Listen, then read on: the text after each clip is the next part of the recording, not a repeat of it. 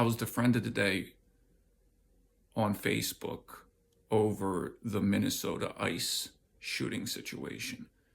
And the background is I met this guy in a Facebook group 10 years ago, and him and several other people I became Facebook friends with. Now, I don't want to just dismiss this as being trivial because it's social media and say it's just Facebook, because some of these friends I've had substantive interactions with over the years. They were supportive, and I even talked to the phone a few times with one gentleman who became like a real friend.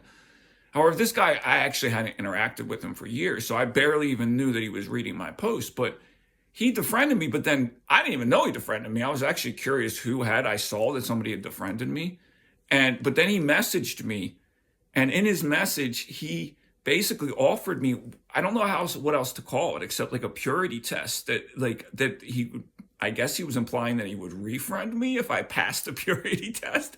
And the test was whether I was willing to say that this shooting was not justified. And I come from an honor and shame culture, not necessarily through my parents, but maybe through my grandparents and through the environment I grew up in. And just on GP, that's where it is silly. Social media, dude, I barely know you. I'm not playing your little game here. In other words, F you, right? Get out of my face type thing. But at the same time, I tried to understand that he was coming from a place where his moral values were being invoked and provoked by me and my post, because that's what he said, that my post recently had provoked him. But the thing about it is, and this is what I tried to convey to him, is that the larger issue of immigration and borders is the much more salient thing for me. I mean, and I'm not trying to minimize this tragedy. At the end of the day, I'm agnostic about the situation at this point. But the liberal left and identified, they make this move where they don't, and it's okay because there's different ways of knowing the world. And so I'm not necessarily criticizing this definitively, but what I'm saying is that there are criticisms to be had of this way of dealing with reality.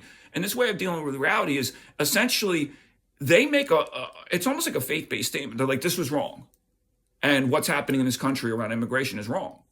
And then they set up that as and these things are made by fiat ultimately. It's today, this thing is wrong. It's just when pronouns were rolled out, and these different, there's different canards, that's called them, of the left that they roll out from time to time, sometimes on a daily basis. And it's this is wrong.